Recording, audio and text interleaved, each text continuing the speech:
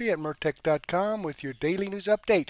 Okay, here we are on February the 12th in the year of our Lord 2026, and I've got some great information for you tonight, so let's go ahead and jump into this. Let me click over here to Murtech on Rumble. This is my live stream tonight, episode 1836. Let's get into that. Let me close this out. Let me click over. Hi, Susie Poll 2016. Thank you for joining. I'm here, and I'm early tonight. Well, I started off a few seconds early just because of that. All right, let's jump down here and open the description box by clicking the Show More button to expand that out. Information from Dan Bongino, Benny Johnson, Truth Bomb Mary, and Wendy Bell Radio. Okay, but before we get into that, let's give a shout out here to PNC 1000000. I guess that would be 1 million. Just started following my channel. RMDS just started following my channel. And Joanne Hansen just started following my channel. So thank you very much, folks, for following my channel. I greatly appreciate that. I hope you're tuned in, and I hope you enjoy the content. All right, WBS reposted my episode 1835. Nancy Rini 3038 and Dan Baldhead commented on my episode 1834. Uncloudy and Jeanette J66 commented on my episode 1835. Debbie BS commented on my extra 617C, and she commented on episode 16, my extra 1618A, 1618B, and 1618C. So thank you very much, folks, for your comments and reposting my video. I enjoy reading your content, and I certainly appreciate your support. So let me give that a thumbs up there. There we go. There we go. All right, Dan Bongino, another act of trans violence. Yes, there is. Let me click on that and see what Dan has to say. I had a lot to get to. Speaking of violent crime, so during the past year, we were going through stuff. I mean, every day would just be volumes of material. What are we doing about counterintelligence? What about counterterrorism? What about weaponization? What about this squad? What about this field office? One of the things I was always suspicious about early on was I found it awfully odd, given the multiple episodes of anti-religion violence by people who were trans, that there wasn't, I didn't feel enough of a concentrated effort to analyze this appropriately with the FBI. Hey, man, this is your taxpayer money. Like, this is a problem. We've got people, whether it's Minnesota or Tennessee or elsewhere, well, you know, who are claiming to be trans, who are walking in and shooting up and killing a bunch of people. Like, that's a freaking problem, man. And I didn't feel like there was enough attention being put to this. So we have a whole system of threat banding and how we looked at it, and we basically threw it out, and we brought that into the analytical mix and put a bit of a focus on it. And I said, I want this report put together. And now you're seeing another incident of trans violence. And again, it's just one of our major reforms was focused on this because this is a real problem. And anyone telling you otherwise is absolutely full of shit. And folks, the media refuses to discuss this topic honestly, and it is driving me freaking crazy. I'm going to tell you this on this show. I'm going to tell you over and over. I don't care whose ox is gored. I don't. It is, you lose credibility over time if every argument you make has some partisan slant when there are obvious facts. If some guy walks out tomorrow and says, hey, listen, I love this Republican senator and I'm murdering you on his behalf, it's not the Republican senator's fault. However, we do have to acknowledge that the guy said that. Okay? It's not hard to do, and to be honest. But when it comes to these suspects and perps who are trans, by their own declarations, by the way, the media, I don't know, man, we can't find a motive. How is it you can never find a motive? They're telling you what the freaking motive is. I promise you, at least under this leadership now at the FBI, that's not the way things roll. And again, receipts matter. Accountability matters, correct? We all agree. 2 thumbs up. I'll prove it to you. First, let me show you the great libs of TikTok who we love. It's amazing. Libs of TikTok. The media is reporting a female shooter was responsible for this massacre we're discussing, unfortunately, that happened in the school in Canada the other day. That's what we're referring to. Jesse Strange was a man pretending to be a woman. Media is covering up trans violence. Look at some of these headlines. They're doing it again. Canada school shooting, 9 killed by a female. Not a female, a woman who was believed to be a shooter. Again, a female suspect, 10 dead after a woman opens fire. The subject here, is not a woman. Female, identified as suspect. The worst Canada school shooting in decades that killed 10 and injured at least 25. Folks, this is not just euphemistic nonsense. If you don't diagnose the problem, there's another one there. Thanks, Keith. Female suspect. If you don't diagnose the problem, how are you going to implement some kind of a cure? Think about it. Media morons watching this show can't figure this out. If you've got tuberculosis, are you going to give people a treatment for lymphoma? Dan, that's a stupid question. It's not a stupid question. If you can't diagnose what the problem is, how are you going to apply the appropriate solution to the problem, whether in medicine or elsewhere? How are you going to have behavioral analytics applied? We have a BAU unit that are going to go out and look at this. What's the problem? Is it this hormone treatment for these trans kids? Is something going on? No, we don't want to talk about that. Well, we're going to talk about it because people are dying. It's real. It's happened. I was there. Don't tell me. And again, with all due respect to law enforcement dealing with a tragic situation, what in the is a gun person? A gun person? You mean a gunman? What the hell's a gun person? Listen to this. That includes the deceased gun person. Okay.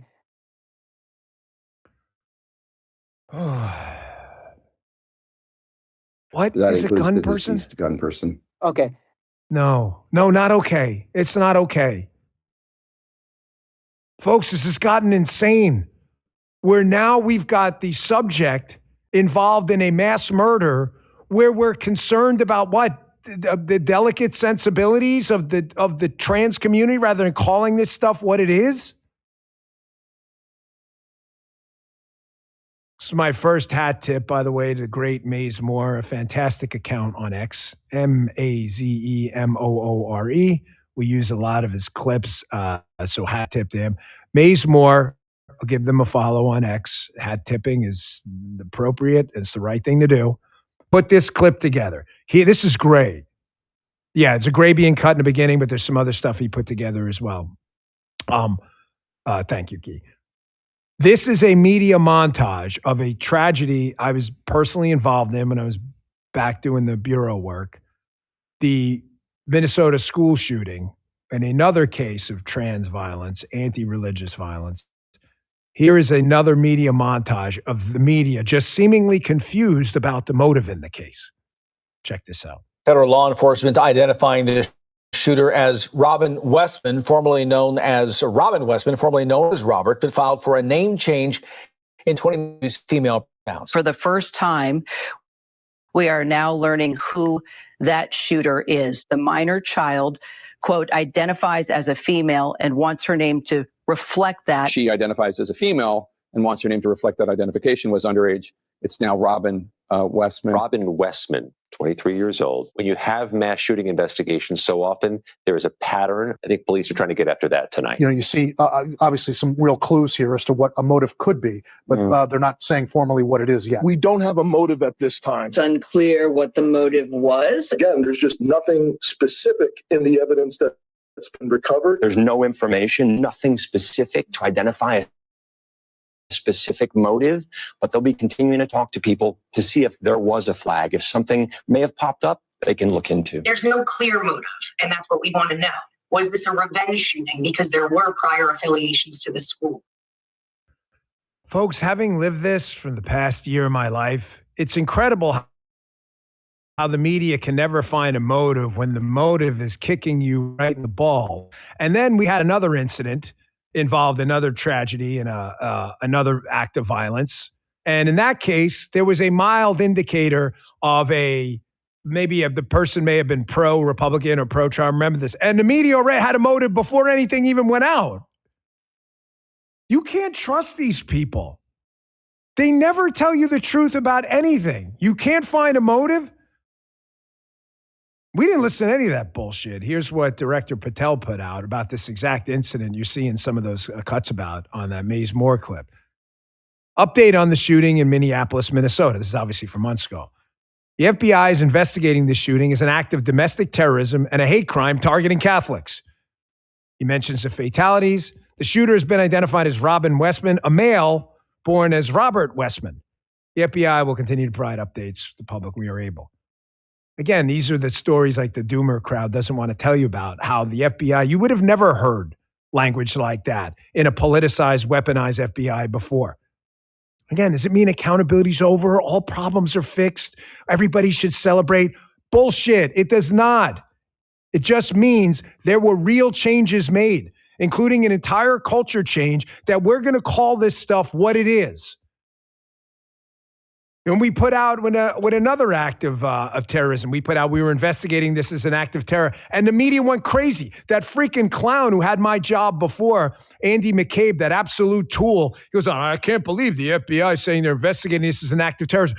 Hey, asshole, what do you think we were investigating as a freaking grand larceny auto? Using terror to achieve some kind of ideological goal and violence is the very definition of terrorism. It's morons like you that's why you never got anything done. Too focused on locking up your political opponents. What a bag that guy was. I used to watch this guy and laugh. Hear stories about all day what kind of a tool he was. He was a briefer. Guy loved coming in, bragging about all his money. I'm married to a doctor. I don't even need my FBI stuff. What a tool. That's who was leading this place before. That's the mess to be cleaned up. There was no confusion. Of course we were going to investigate it, moron, as an act of terror. That's what this stuff is. What are you investigating it as? A burglary? Folks, you can't trust these people in the media to report on this stuff honestly and hold people like Andy McCabe when he had the deputy job over there and the acting at one point. You can't keep these people accountable with a media that constantly provides cover for stupidity and then leaves out important facts. Here's another one. There's a tweet by The Sun. There was another act of Islamic terror. And watch how they run cover for this. You're never going to get the appropriate medication for the problem if you can't diagnose what the freaking problem is. The Sun, teen suspect, quote, yelled as he slashed two pupils in a classroom. Keep this up, guys. Really? Yelled? Yelled what? This is X, of course. Here's a community note. The headline omits what the article states. The suspect yelled, Allahu Akbar during the stabbing. I think that's kind of an important piece of information, folks, don't you? I don't know, Guy. Guy wants on. What could he possibly mean by that? I don't know, Guy. I'm confused. I'm confused. I don't know. No idea. Justin, any ideas? Andrew, the sequel? Any ideas? Sorry, I told you you're part of the show. Who's Andrew, the sequel? We got a new guy on board today. I warned him. I told him in a job interview. He accepted. I said, hey, you're part of the show. Day one, get in the mix, brother. What could possibly be the motivation? Allahu Akbar, you stabbed two kids. I don't know. What could possibly be the motivation when a trans guy walks into a school or a church, does a video saying how he hates all these people and hates religion or whatever and all this stuff and starts shooting up at your, I don't know. What could be, he's right, could be anything. He's mad. He got ripped off on an eBay purchase a few weeks ago. That's definitely the motivation.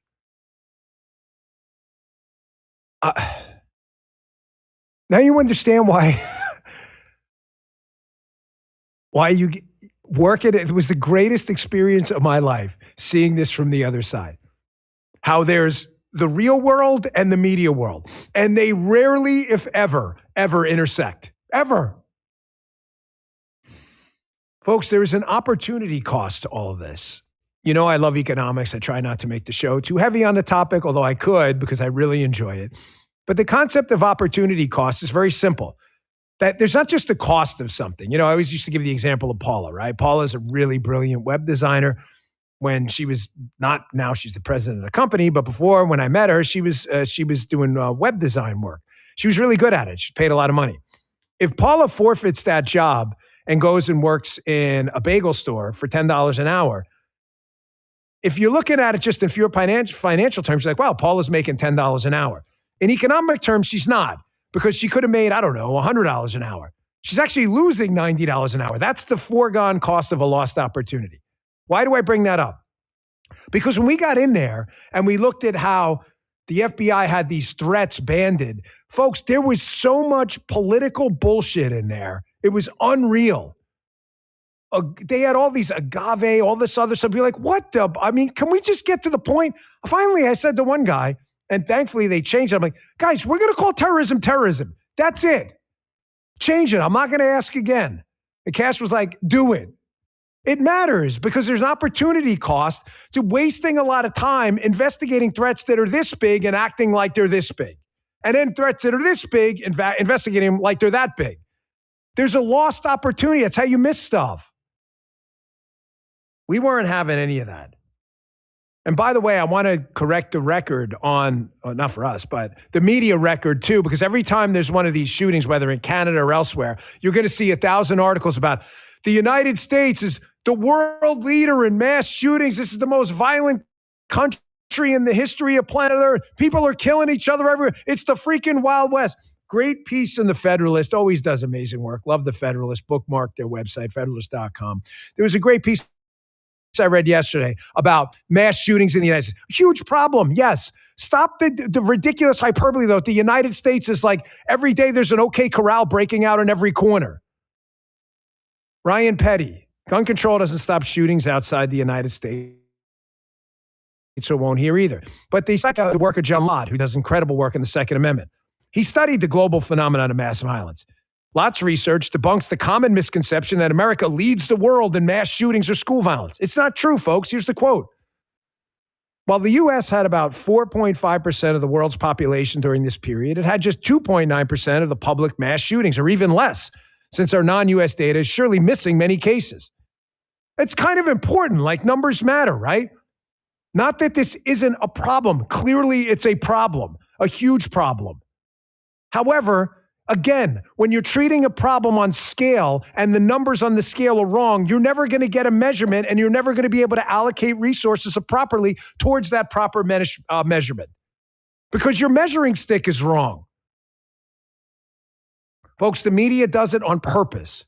It's their way of implementing gun control to try to take your gun away from you, although you've done nothing wrong, by dramatizing the problem. Mass shootings, man. Every Wawa 7-Eleven parking lot out there, there's a gunfight breaking out every single day. Really? It's interesting. I don't see that. There are pockets of violence, ironically, in cities and localities run by liberals, which Cash and I, under direction of the president, had to go in and clean up.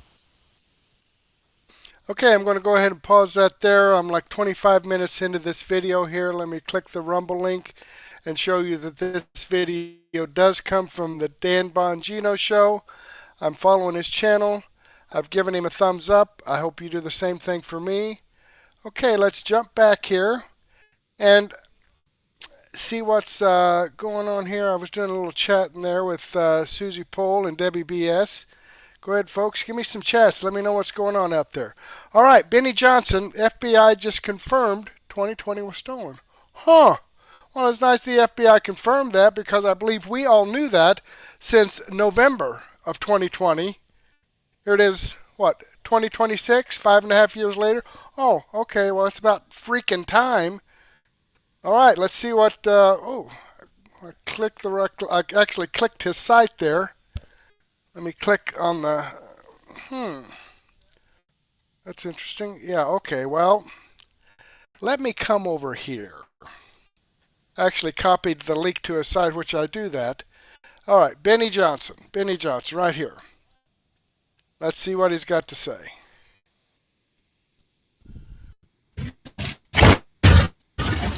This is good and accurate as to what's going on. Trump's saving this little city here.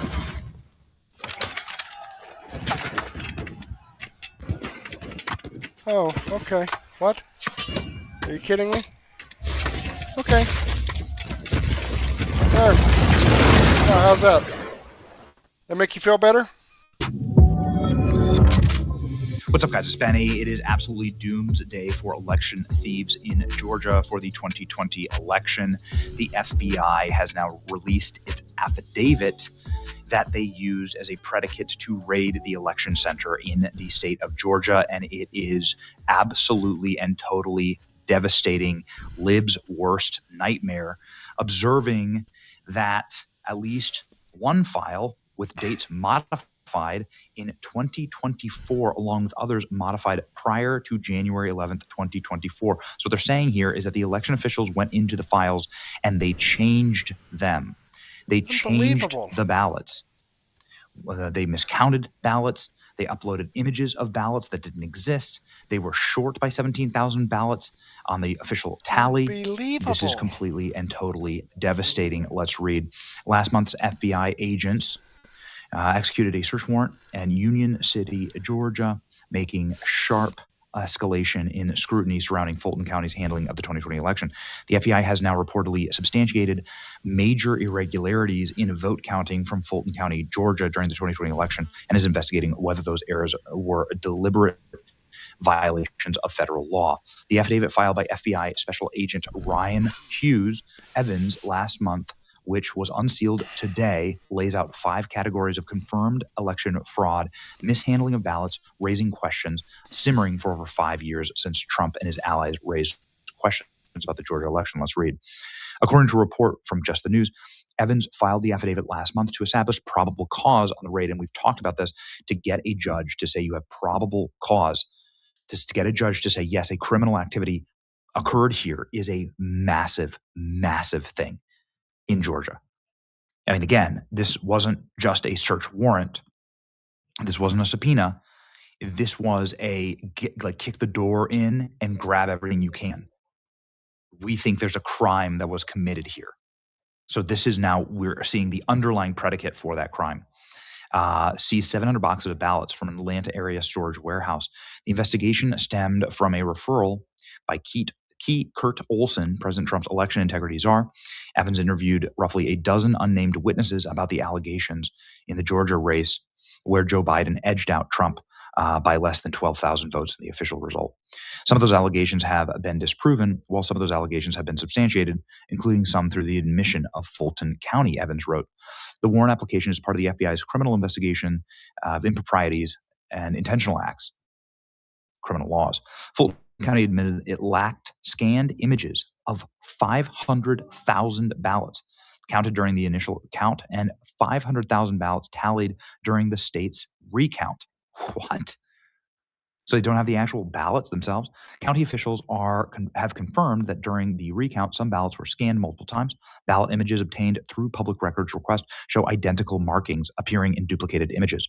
During the risk-limiting audit, hand counters reported vote totals and batches didn't match the actual votes inside of their batches. According to the affidavit, State Performance Review Board Secretary of State investigation confirmed inaccurate batch tallies. So now those ballots are owned by the FBI and they'll make the final determination, along with the fake ballots. And we've been told by Rudy Giuliani, for instance, that there was a ballot printing operation on site. Play that clip in just a second. There were a matter of pristine ballots. Auditors assessing the risk report, counting supposed ballots that have never been creased or folded, would be required of the ballot mailed to the voter and returned sealed. They said that they were perfect black dots, only votes for Joe Biden, 99% breaking for Joe Biden in these style of like perfect pristine ballots that were clearly just printed on a printing press on site. The timeline adds another wrinkle. On the deadline to report the election results, Fulton County initially declared a total of 511,000 ballots, 17,000 fewer than the original count. But that number had jumped to 527,000 ballots, more than Joe Biden's margin of victory. So they can't even get their ballot number right. If these deficiencies were the result of intentional action, it would be a violation of federal law regardless. Many of the claims made in the affidavits were previously vetted by the Georgia State Election Board through litigation. Trump and his lawyers at the time lost their cases to the judges, But now they are looking into the actual ballots themselves. So this will be the first time that there was an actual independent review of the ballots. Nobody's ever seen the ballots. For years, officials insisted the 2020 process was sound, dismissing conspiracy theories. What remains unclear is if the problems resulted from incompetence or if they were malicious. Look at this. They're changing the files. They're literally changing the data, including last year. Last year, they started changing data, probably assuming that Trump was going to win, right? There it is, folks, the state of Georgia. 2 addresses were used for 9,000 votes cast in the most secure election in history in 2020. 2 addresses, 9,000 votes for these addresses. Jeez. There were many duplicate ballots in Georgia during the 2020 election. People were showing this, how the ballots were absolutely perfectly due. The bubbles were filled in. You can see it. You've seen, obviously, these ballots, and you can find that the markings perfectly match up ballot to ballot to ballot. And this is something that AI obviously can determine. Right? There you go. Yep, that's it. Perfect. And President Trump talking about the 2020 election fraud, nationalized voting. We have states that are so crooked. Now you're going to see something in Georgia. The ballots, you will see some interesting things come out, says President Trump. And Donald Trump has, of course, been promising that they caught them. We caught them. We got them red-handed. Look at this. I thought this was a very interesting map. This is the election map of Dominion voting systems throughout the country. So where are they clustered the most? Look at Georgia. I mean, every swing state, isn't that wild? So it's all the swing states, but then Georgia, look at that. Man, they just packed that state, just packed them. Georgia voter election. Watchdog Group says Fulton County has 17,000, mostly Biden votes, that have absolutely no ballots. Entire state will flip to Trump. What happens afterwards here? I don't know exactly. Here it is, Fulton County, full affidavit. It's smoking. And the person who's been retained by the feds is one of the best election lawyers in the world, Clay Partic. He worked in cybersecurity field. Due to his background in voting machine security performance, Partic has often reviewed data related to election questions and voting machines. He's a special government employee, temporary office of the executive branch to review this specific election. The dam is about to burst on election fraud. In Georgia, I've said all along, Georgia is the domino that will be the first to fall, and it is not the last. It's happening. It's happening. It's going to happen, man. Pretty soon, every single fake news outlet will be looking for diversionary stories as we uncover all of the election fraud, says Carrie Lake. And of course, if it isn't voter fraud, what is it exactly? I love this graphic. This graphic's amazing. This is the Biden election. Where the hell did these 20 million votes come from? Where do they come from? I don't care if people are like upset with Trump or whatever. Like, where do they come from? Biden election. I'm sorry, Biden-Obama election, Hillary Clinton election, Kamala Harris election, a perfect through line to the number of Democrat votes, about 65 million. And then Joe Biden up here with 82 million. Where the hell did that come from? Jeez. FBI has substantiated irregularities in Georgia 2020 vote counts, probing if they were intentional. Here it is, ladies and gentlemen. Rudy Giuliani telling me that they had ballot printing operation on site right here in a, remember, Rudy was representing the president in all of this. He got arrested for it. Proven right. Here we are. Would you give us the evidence? I mean, would you elucidate for us? There's a factory that was printing ballots? That's an allegation. Okay. We've never able to prove that. But that's an allegation we had from 4 or 5 witnesses, and we wanted to get a warrant. It makes sense. But do I believe that one is one I probably believe is true. And I also believe that the ballots are phony, because if they weren't phony, they'd have turned them over to us on day one. They wouldn't have fought 20 battles to keep in front of us. They wouldn't have thrown our expert out when he showed up there with a machine that scared the hell out of them. It was a machine that would tell you if the same stationery it was used. There was one stationery that was approved as the ballot. This machine could take all the ballots, put them through, and it could spit out the ones that were different stationery. And some of the reasonable people in Georgia agreed to that. And we were all set to do it. In the morning that Pulitzer showed up, the guy who was going to do it, they had the state police there. I think the governor said. Unbelievable. Yeah, I don't know. If this information flips Georgia, I think that the votes in Georgia would be enough for Donald Trump to have won the 2020 election. So what does that mean now? So he would have won the 2020 election. So does that mean that everything that Joe Biden did would be invalidated? Who the frick knows? I don't know. Let me click on this Rumble link here, folks, and show you that this video does come from Benny Johnson. I am following his channel. I've given him a thumbs up. I hope you do the same thing for me. Okay, let me jump over here to my creator program statistics. Now, I've reached my goal, my requirements for Rumble to actually promote my channel on everything except for total unique chatters this month. Okay, as far as hours streamed from Rumble Studio, my requirement was 30. I've got 130. Okay, 100 hours more than I need. Rumble Premium hours, 5. I've got 6.2. Okay, because I don't like to do Rumble Premium, although I do it normally the second day of the month on my daily news wrap-up. I generally start that at like midnight because you have to have a Rumble Premium account to be able to see it. They're just trying to get people to subscribe to their Rumble Premium. So that's why I only do like one daily news wrap-up, 5 hours worth, just to meet my goal. Hours watched this month, my requirement is 200. I've got 1,650. No, I'm sorry, that's 3,650. Total unique raids this month, I need 5. I've got 36. Okay? So the only thing that I'm really lacking on is total unique chatters. I need 20. I've got 19. I need one more unique chatter. That's a person that's never chatted so far this month. Somebody out there, if you can just click in hi or a thumbs up or a thumbs down or whatever in the chat box. I just need one more unique chatter to reach my goal on all the categories, so Rumble will promote this channel out and more people will actually get the truth, because that's what I deal with here. I rely on people like Benny Johnson and Dan Bongino and Wendy Bell and X22 Report and all these other producers that actually have a staff that can go out and dig this information up. That's why I share this out like I do. Okay, I've got 5 kids here. I'm going on 73 years old.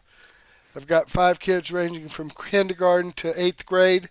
So I really don't have time to actually go out and do the research that is already out there. All I'm doing is presenting it to you, doing the surfing for you. I surf this information, while the kids are playing or doing their homework or whatever, to create these videos for you and to create my website, mertech.com, and try to put it in a nice little neat package for you. So if I can just get one more person to chat this out so that hopefully more people will be able to see the truth rather than the lies and propaganda that I try to present here, that would be fabuloso. Okay, now that I've got that off my chest, let's jump back here and see what Truth Bomb Mary has to say about I know who sent Epstein the torture video. That sounds kind of interesting. Let's check this out. What I saw that bothered me were the names of at least 6 men that have been redacted that are likely incriminated by their inclusion in these files. So that's the first thing that I saw. It took some digging to find them. I would like to give the DOJ a chance to say they made a mistake and over-redacted and let them unredact those men's names. I want to talk about a little bill that I got passed back in November. Maybe you've seen it in the news. Maybe you've seen it on the internet. It's called the Epstein Files Transparency Act.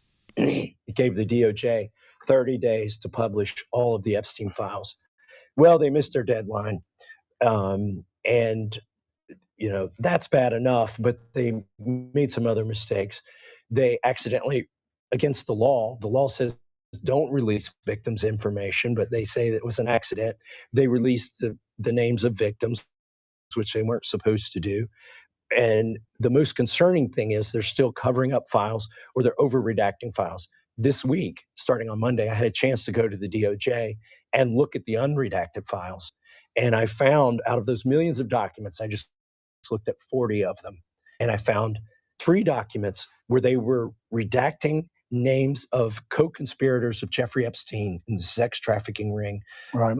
Leslie Wexner is one of them. He's a former CEO. He's still alive. He should go to court.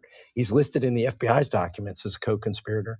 And then several other names that I forced a release of. There's a very troubling email in the Epstein files where somebody sends Epstein a torture video. And he says, I really enjoyed the torture video. Well, they had redacted who it came from. And I went in there. I got the email that it came from. And I was able to use the DOJ's own computers to match the email up with an individual. And it's a sultan from overseas that Jeffrey Epstein interacted with quite frequently. So we, just in the last 2 days, have released more names. I know who the Sultan is.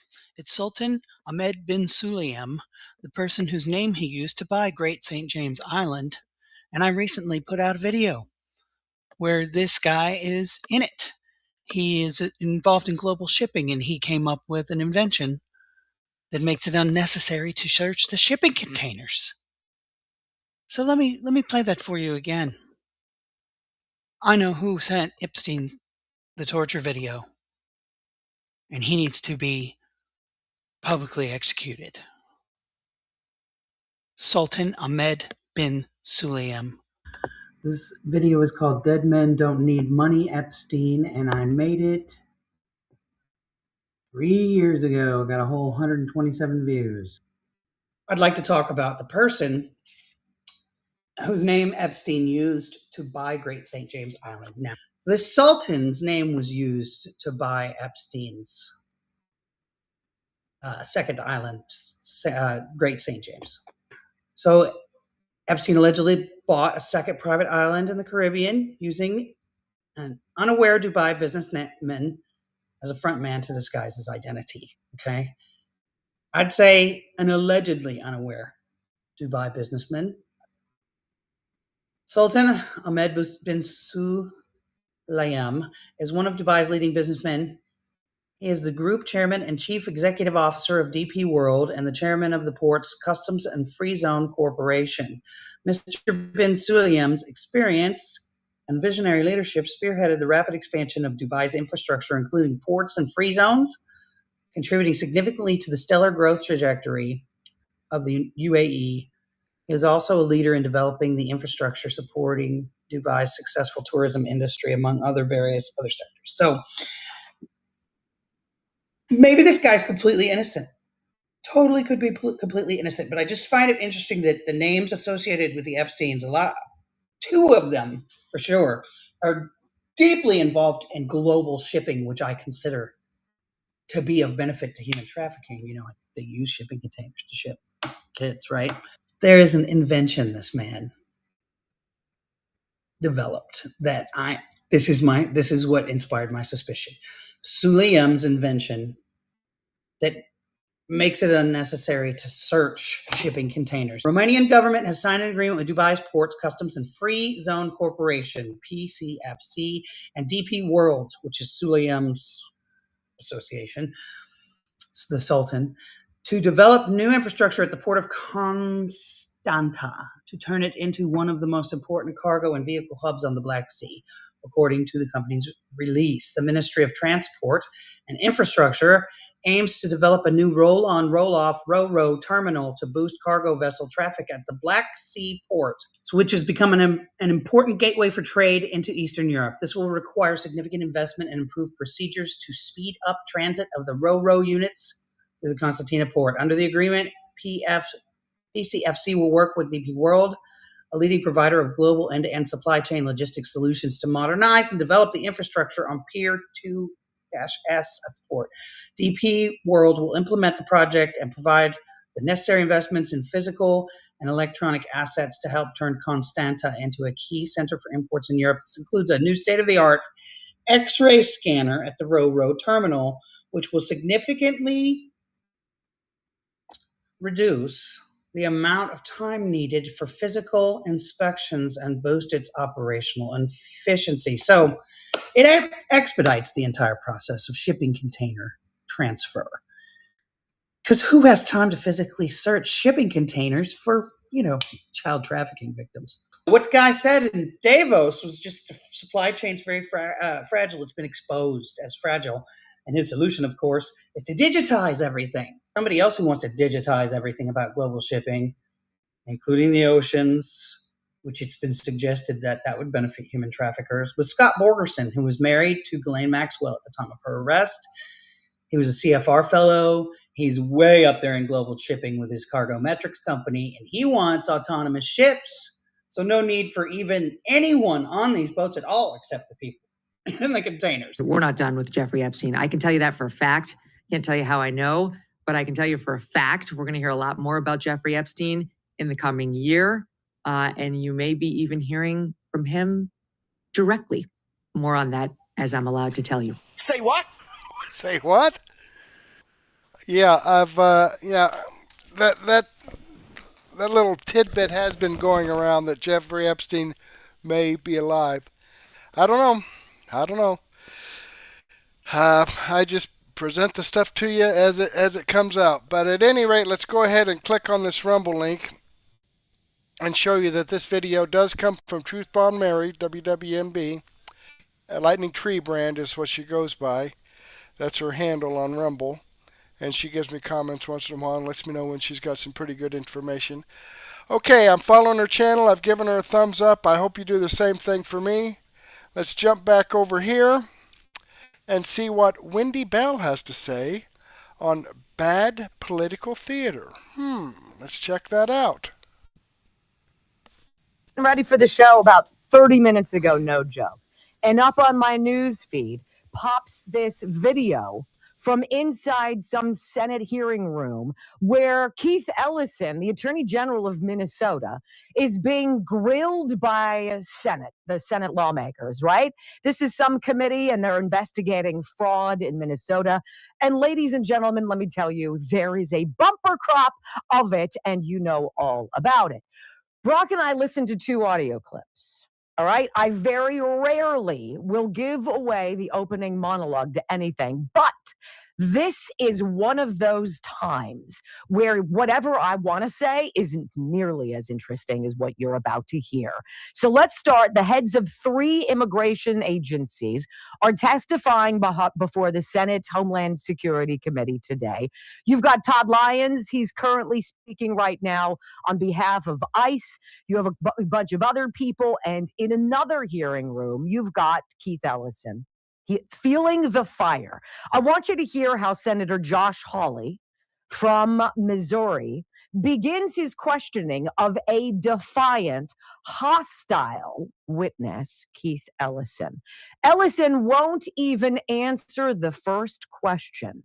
This is how it goes. This is jaw-dropping. Mr. Ellison, let me start with you. You're the Attorney General of the state of Minnesota. Do I have that correct? That's a yes? Sir, you're aware of my job. You know the answer to that. You're not going to answer my questions? Are we going to start this way? Are you the Attorney General of the state of Minnesota, yes or no? You know the answer. Mr. Ellison, you're in my courtroom now. You're under oath. So I suggest that you answer my questions. You the Chief Law Enforcement Officer of the state of Minnesota, yes or no? Let's try another question. Are you familiar with the $9 billion in historic fraud out of your state, including the $250 million in the Feeding Our Future program alone? You familiar with that? Don't turn to the pages in your book to get your potted answers. Are you familiar with it? Yes or no? Yes, I am familiar with it. Very familiar, aren't you? Because the people who ran the Feeding Our Futures program came to you in your official office in the state capitol December 11th, 2021, and asked for your help in getting investigators off their backs. They complained to you for upwards of an hour about state investigators going after them, and they begged you to help them. And you agreed to it, amazingly. And we know you did. That's not because true. it's all caught on tape. Yeah, it is Every caught on- single sentence is caught on tape. Here's what you said. Let's And take a look. obviously you didn't You listen said, to the it's not a tape. question. You said to them, send me the names of all these folks who are investigating them. You said to them, send me their names. And I'll take that list and I'll call the person over at education who is investigating them and say, what's going on? Why am I getting these complaints? Then he went on to say, I already have my team working on this. What day should we get together to discuss it again? You made pledge after pledge to them. You said, we've got to make sure this guy who's investigating them stops it. You said, you have my attention. I'm concerned about this. You said, let's go fight these people, meaning the people who were investigating the fraud. Why'd you do it? Why'd you help them? Are you going to let me answer? Please, we're all ears. So first of all, you're cherry picking quotes out of there. Why did you help I them? thought you were going to let me answer. Why did you Are you help going to let them? me answer? Why did you help You them? let me answer and I'll answer you. Tell the truth and I'll let you answer. I will tell the truth. Good. Let's do that. That'd be a nice change. Why'd you help them? Now see, Mr. Chairman, I didn't come here to be insulted. I came here voluntarily. You came here for the truth. Let's I have came it. here- I Why didn't did come you here help vol- I them? came The here quotes are voluntarily. here. They're But in look, black and white, and every yeah, member of this audience and they're can cherry- listen to the and they're- recording. It's 54 minutes long. It's all in public. You can Google it right now and listen to it. and listen to it Why'd all. you help them? First of all, I didn't help them. You did help No, them. I did not. I certainly didn't. You're saying you didn't do anything for them. You didn't. Well, wait a minute. I already have my team working on this again. That's not you. I have It's a ventriloquist? my team assisted with the information that led to the prosecution and conviction of these No, people. you didn't. You didn't lift Yes, a finger we to did. prosecute him. No, you did not. You No, didn't because lift a it finger was to a prosecute federal him. You had, prosecution. BS. You had Okay. whistleblowers Well, come to you as early as you're 2019. the one talking BS. Hey, listen, it's my You're the time. one who doesn't know what you're talking about, Oh, sir. no, sir. You You're the now have one encountered the truth and you cherry-picking don't like it. quotes. Why'd you take their You're the money? one taking their Why'd you money. take their money? I didn't. You took No, that's a false statement. $10,000. No, that's a false statement. That is a false $10,000 statement. 9 days after the meeting. False statement. You took $10,000. Here's what Untrue. happened. They went to your office. That's a They false solicited statement. money from They you. did They not come to solicited my help office. from you. That's also wrong. They came to your office. No, it they was your didn't. official office. You No, they met with them didn't. for 54 minutes. No, they didn't. asked you for help. You pledged it to them, and they talked repeatedly about money. In fact, it's all they talked That's about. a lie. Money, money, money, money. They True. said, we Untrue. will put our dollars in the right place. We will support candidates that will fight to protect our interests. You replied, that's right. They said, Oh, if you are that is securing not your true. donor base and securing your power base, you can act the way you want. You replied, money is freedom.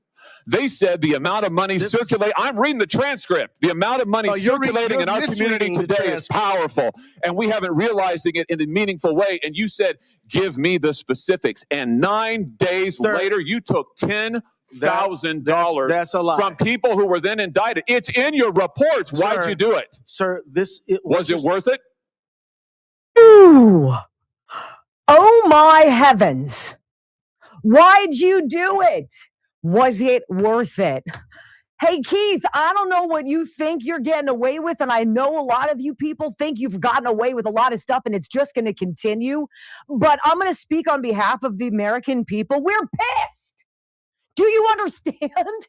Do you understand, Mr. Ellison, that you are smug and haughty sanctimony and you're about to hear it and watch it if you're a part of our live video stream? Because I've never seen Ron Johnson, the senator from Wisconsin. I have never seen that man lose his cool. And he almost jumped out from behind his desk and ran over to Keith Ellison and body slammed him because a smug, smirking, jerky attorney general from the state of Minnesota, who knows his goose is cooked, has nowhere to hide. Here is Senator Johnson. I, as a government official, would have said, back off. Let us work with ICE. Let's cooperate with them. Let's see if we can't de-escalate this. But Attorney General, you did the exact opposite. And 2 people are dead because you encouraged them to put themselves into harm's way. And now you're exploiting those 2 martyrs. That was a tragedy. It never should have happened. Now, we can investigate, but I can't imagine being a law enforcement official where I know my colleagues have been shot at, their vehicles rammed, that there are trained activists deployed. And by the way, we know at least one of those activists had a semi-automatic pistol with extra clips. So now you're an ICE officer, you're doing enforcement action, you've got a team behind you trying to protect you, you've got all these trained activists behind you. Is it any wonder they're at hair trigger alert? A tragedy was going to happen, and you encouraged it. And you ought to feel damn guilty about it. Thank you, Mr. Chairman.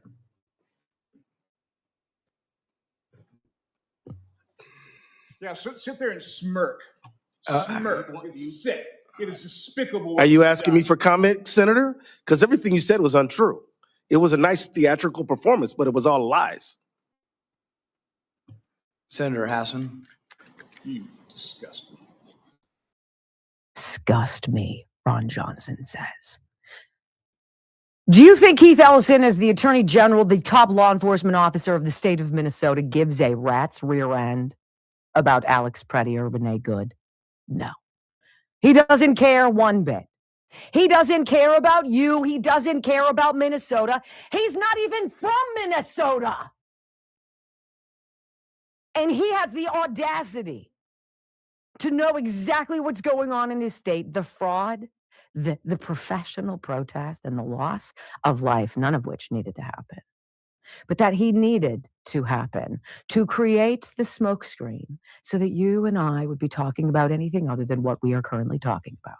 If it's not 11,779 votes, it's 9 billion, possibly 18 billion, maybe as high as 40 billion, just in Minnesota. How dare you, Keith? And that's not even the sound that's going to tick you off. Oh, don't go anywhere, ladies and gentlemen, because coming up on the Wendy Bell Radio program, I want you to hear a guy phoning into a DMV in Maine, asking what kind of documentation he needs to provide in order to register a friend of his who's illegal to vote. Oh, buckle up. Next. My goodness. Well, I tell you, she puts out some good stuff.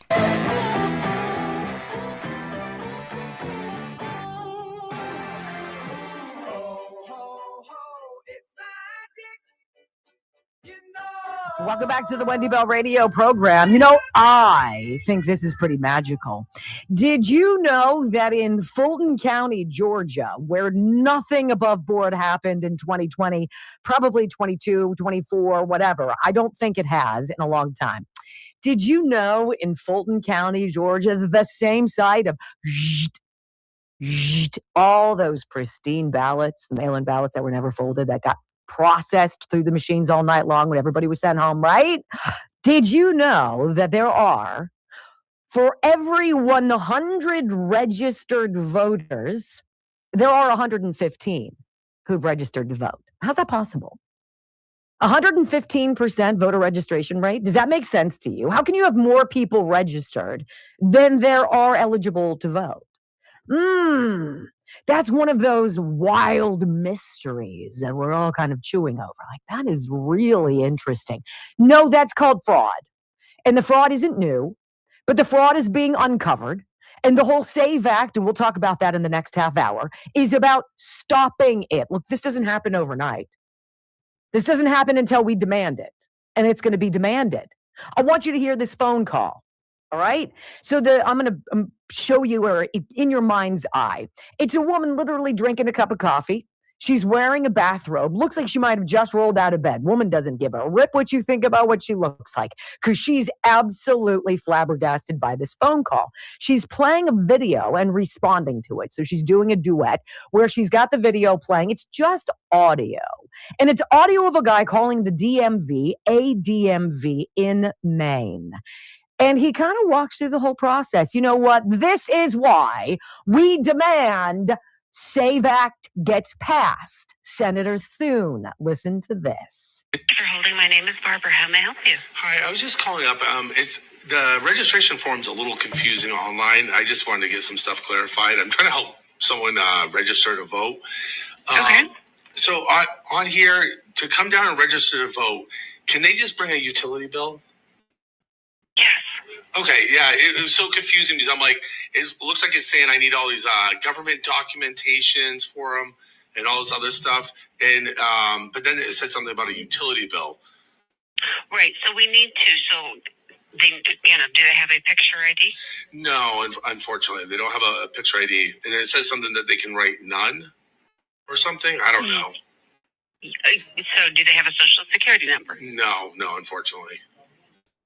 So we need to have two forms of proof of residency. So their utility bill is good. Do they have a bank account, a second utility, a phone bill? Yeah, so they have two utilities. So they have a phone, like a cell phone bill, and then I think the other utility, there's like a driver service or something that they use, and that's a utility bill that gets sent to them for like transportation and stuff for their children. Okay. That should do it. What process do they have to like? There's not going to be like a process where they investigate and try to verify the person that they're a U.S. citizen, right? He's just a little nervous. He just doesn't want to get hit with ICE or something like that. I can understand that. So it does go to the Secretary of State, but it's not an in-depth. It's not a background check. No. Okay, and so if he just provides utility bills, that information, it'll be like photocopied and then sent to the Secretary of State. No, we don't even need that. We'll just enter the stuff in the computer, and that's what goes over. Oh, okay. We just need to see it here. So there's no mechanism in which there's like it's not, and so it's not really that secure, is it? It is secure, but it's not super in depth. So it doesn't go anywhere outside of from my office to their office. Okay, and there's no mechanism in which they verify U.S. citizenship, right? Not that I know of. Unbelievable, but totally believable. The only thing that would have been the meringue on the poo cake here would have him saying, you know what, one final thing is that my friend is a felon. Is that a problem for you guys? Because he's got a record, homicide. Is that okay? Well, we don't really go into that much depth when we're looking at you registering to vote. Can you even believe that? I've got a friend. Yeah, he doesn't have a job. He's not a citizen. We don't have much proof of anything. I've got no photo of any. Don't worry about it. Just come on in. Ladies and gentlemen, we need to do a serious examination nationwide of all of the Democrats that came out within the last several years pushing the motor voter registration. You know that when you go and get your driver's license or you have to renew it or what have you, there's an automatic mechanism that registers you allegedly to vote. Look, our then Attorney General, Josh Shapiro, was all horny for it. He's now the governor, and he should be getting all of his eggs in a row, all of his ducks in a row, if you will, because this isn't just coming to Georgia. This isn't just Fulton County. This isn't just Maricopa County in Arizona. This is coming to Michigan. It is in Minnesota. It is in Wisconsin. It is in Nevada. And by the way, Joshy, it is most assuredly coming to Pennsylvania. We've had it with you stealing from us, whether it's our votes or our money or our trust. We are here to get it all back. When we come back on the Wendy Bell radio program, let's give you the latest on the SAVE Act. I have not been able to corroborate if John Thune, in fact, Senate Majority Leader, if he's finally signed on as a co-sponsor. Why not Susan Collins? Why not Murkowski? Let's find out next on the Wendy Bell Radio Network. All righty, let me pause that there, and I will include this in my daily news wrap-up along with the Dan Bongino video that we had earlier. But let me click on the Rumble link here and show you that this video does come from Wendy Bell Radio. I am following her channel. I've given her a thumbs up. And this is interesting. At least in Maine, you have to come in with a utility bill or a couple of them. You don't have to have any other ID. In fact, you could bring in the utility bill of the guy that was actually talking on the phone and say, yeah, this is Bill. I'm really Bill, but this is Bill. But it makes me wonder. I've heard reports and I've shared reports about how 150 people are registered to vote and their address is a vacant car lot. Okay, how could you get a utility bill sent to a car lot for 150 different people? Amazing. Who knows? Hopefully it'll all get uncovered, and it's going to take time, folks. I mean, I hope we have enough time between now and November. Okay, it's 10 months away. Unbelievable. All right, I do want to share some information here with you from Rumble on the Rumble wallet before we move on.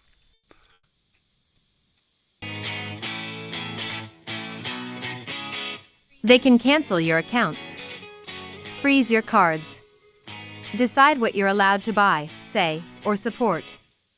Big banks and financial institutions have total control, and they use it. That's why financial independence matters more now than ever. Introducing Rumble Wallet, a wallet built for real freedom. With Rumble Wallet, you control your money, not a bank, not a government, not a tech company. Designed for patriots who stand tall, this cap captures the enduring spirit of liberty. The Liberty Bell stands proud. This isn't a credit line they can shut off, it's your wallet, permanently. Yours to protect your future. Yours to protect your family. When the system fails, when institutions turn on their own people, financial sovereignty is the difference between security and vulnerability. Buy digital assets like Tether, Tether Gold, and Bitcoin in one secure place. No permission, no middlemen, no cancel button. And when you want to support the creators you actually believe in, you can use the Rumble Wallet app to directly tip content creators securely, instantly, and without interference. This isn't a credit line they can shut off. It's your wallet, permanently. Yours to protect your future. Yours to protect your family. When the system fails, when institutions turn on their own people, financial sovereignty is the difference between security and vulnerability. Rumble Wallet isn't about politics. It's about freedom, ownership, and protecting what's yours.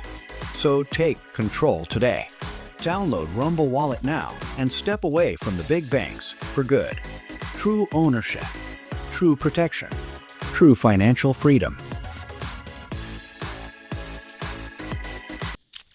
Okay, I've just copied the live chats into a comment to make them a permanent part of this video, because as I mentioned numerous times before, when this live stream is over, the live chats just kind of go off into hyperspace. And let me remind you folks that these videos that I share with you are videos that come directly from the producer's channel. I've got the links to the videos, and I fixed the link here for Benny Johnson, so when you click on the link to Benny Johnson's video, it's going to take you to Benny Johnson's video. But I also have the link to his channel as well. If you want to click on that, it'll take you to his channel. I don't get any commissions or royalties for sharing this information out, but I do it, as I said earlier, to get all this information together. I try to do 4 videos a night in my daily news update to give you a different perspective of what's going on in the world, the true perspective of what's going on in the world, rather than the lies and propaganda that you have to be forced to listen to from Democrats and the lying legacy media in Deep State Swamp. So I'd like to share these videos I've posted on Murtech.com, where I have over 55 no-nonsense, common sense, logic, and truth videos. I'd like to share all of them with you, but unfortunately I don't have the time to do so, and that's why I have my daily news wrap-up coming up here about 9:30. As I said, I'm going to share the rest of Wendy Bell Radio's video and Dan Bongino show, On the Fringe, McWater's Effect, Official Jovan Hutton Pulitzer, Black Conservative Perspective, SGT Report, We the People News, Barry Cunningham. Got says 16 videos here, about 9 or 10 hours worth of information, so I've got you all lined up. But as for now, go ahead and take a break, grab a cup of coffee and a donut, or a sandwich and a soft drink and a beer or a nice glass of wine and some cheese. Give me a chance to get my video set up in Rumble Studio and adjust my list here in my daily news wrap-up, and we'll get you going. But in the meantime, I do want to thank you for being here with me. Hopefully, I'll get to see you again later, and may God bless.